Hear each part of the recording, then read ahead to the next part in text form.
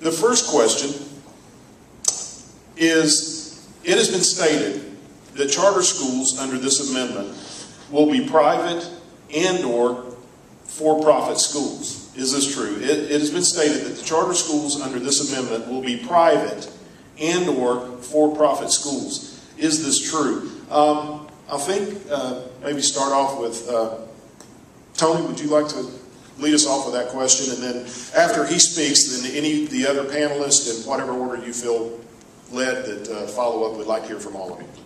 Sure. Thank you for being here tonight and for listening to this group. We've all talked about this so much that we almost live, sleep, and eat it. In fact, I should eat more of that less of food, as you can tell. But, well, you can laugh at stuff like that, right? Okay. Don't hold back if I tell you something funny. But the question is, are any of the charter schools under the amendment going to be private or for-profit schools? This is a myth that is being told. Georgia law requires that every charter school, as a public school, be a 501c3, if you know the IRS regulations, nonprofit organization. Now, why are they saying this? It's a little distortion. What I want to explain is the opponents are saying this because they have learned that there are some management companies that are hired by local groups to help them operate the charter schools. And they have focused on them saying, aha, that's why this is bad, because people are going to make money on this, and that's why some are even contributing to this. And on the face of that, you think, oh, that makes sense. But then you look a little deeper and look at all of the traditional public schools, school systems in Georgia. And I would just pose you a question. How many of our school systems would be able to operate if they did not do business with for-profit companies? They couldn't buy any textbooks. They couldn't have any buildings built. When's the last time you had a building built by a nonprofit company? When did you buy a book that's by a nonprofit company? Schools have traditionally contracted for many things from for-profit companies, and really it's mostly a good thing because it can save money to the taxpayer. There are many things that are contracted for in addition to the kind of things I've described. One is services. Of course, there are attorneys and those kinds of people, consultants. But we learned recently of a company that contracts with several school districts in the state of Georgia at a cost of $653 million a year. One company. And what do? They offer tutoring services in the schools. Now, I'm really not against that, because if our kids need tutoring, that's wonderful. But I think it's wrong for some to say, well, there shouldn't be any for-profit connection at all in charter schools, and yet in other schools it's an everyday practice. So the short answer is no, they will all be, by Georgia law, nonprofit 501c3 organizations, but they may contract for some or a part of their services from both nonprofit and for-profit companies. Okay, thank you. Now, I'm in a for-profit business. I do IT services, and some of my customers are public school systems, so in every school system they do contract. Mr. Thompson, following up with this question, is there a benefit for not having a for-profit? I mean, why would we just stick to the management of nonprofit? Are all the charter school administrative companies out there nonprofit? Well, there are companies out there that operate for-profit entities. They're called EMOs, Education Management Organizations. The only difference between them and, say, an organization like KIPP or Achieve First, which is a CMO, a Charter Management Organization, is their tax status. But they provide the same similar services to a school that the traditional school board provides. For instance, when it comes to providing a curriculum or a payroll service, or perhaps a transportation service, providing means for the kids to get to and from school, These are all services that can be provided by a for-profit or a non-profit entity. And it's just a matter of which is a better fit for the particular school. I have the benefit of having two daughters who have participated in both. And they have provided the choice and opportunity for our family that we desired, and have provided a degree of service that was far better than that which I got from the traditional sector. Senator Rogers, does the legislation itself prohibit for-profit organizations from running the charter schools? Not for being a management organization, but there's a real simple way to solve this problem. How about we just tell every central office, every superintendent, every assistant superintendent in the state tomorrow that if you're really against profit, then you should work for free. Because that's what they're saying. Because the management organization that's running the school is the same thing as the central office at your local school system. So if the management company is not allowed to make any money, then every superintendent in the state should come to work tomorrow and say, I'm no longer going to take a paycheck because I'm going to be pure. Because no one should ever profit off of this. And since when in the United States of America is profit a bad word? I mean, I feel like I'm in the former Soviet Union. There's nothing wrong with profit. But at the end of the day, as a taxpayer, I have two expectations for these schools. Number one, they deliver a better product, in other words, better educated children. And number two, they do it for a lower cost. If they accomplish a better return at a lower cost, why would I be concerned as to who profits in that mix?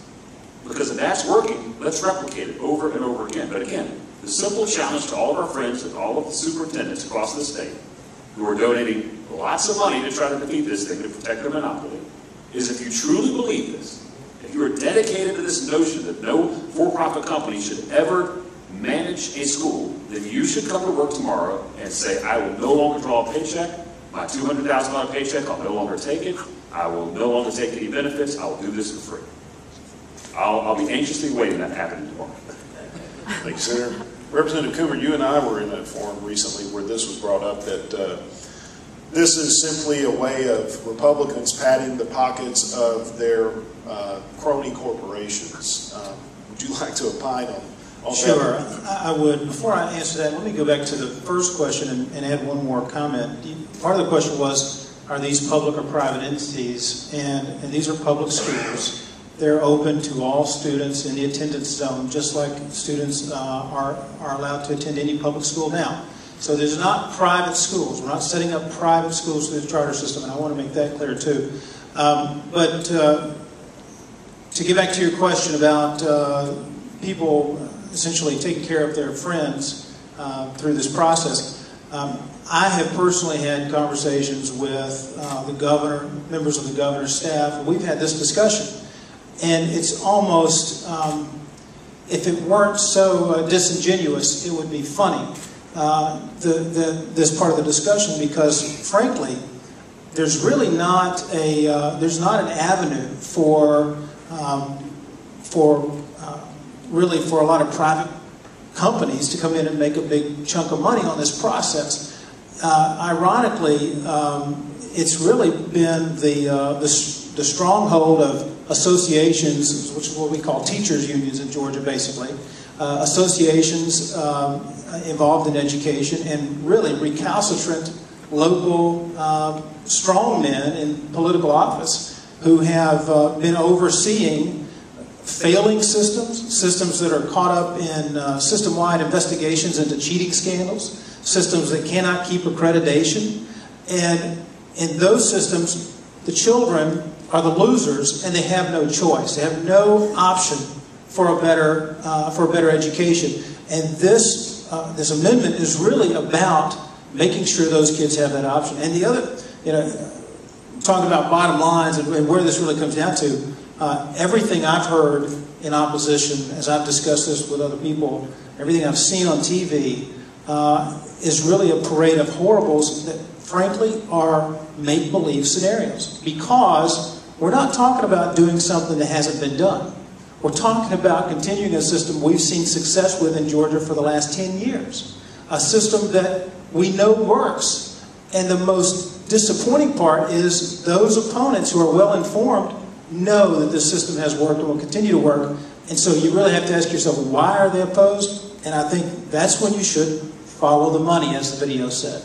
Barry, let me follow up. This is, the math is so easy here. This is what frustrates us, and you'll probably tell at some point I get frustrated over this, is because we keep chasing rabbits in this discussion. Because every time we disprove another one of their lies, they come back with something else. You saw the video, and what did they say? They came with this story that the legislature cut $1 billion in spending. Well, that's not true. You can go to the Department of Education website, see what the spending was 3 years ago, see what it is today. It's not gone down. But setting that aside for a moment, okay? What is their argument? Their argument time and again is they come to the legislature and they say, you've cut all this money, we can't make it work, there's no way we can continue to do our jobs with this amount of money. Square that with the statement they're making about for-profit companies. Think about this for a second. They're saying they don't have enough money to even operate the schools at the level that we're funding them now. However, the charter schools, which will be funded at 62% of that, so 38% less, somehow there's going to be hundreds of millions of dollars of profit. Now, how does that work? If you don't have enough money at your level right now, and the guy down the street's going to have to do it at 62%, where does this magical hundreds of millions of dollars of evil profit show up? It can't. Again, if you apply basic mathematics to most of their arguments, they'll quickly melt away, and the problem is they just go on to the next argument. Professor, following up on that, in my experience from my time that I have worked in the government, predominantly in the military, but also working as a government contractor, it's been my experience that typically private industry can do a task more efficiently and at less cost than the government. From your experience, does that play in the management of these charter schools and operation? Of course, any other ideas that you have on the subject? Well, is this on? Absolutely it does, and I think it's really the core of the issue. And it's all about something called other people's money. Is this not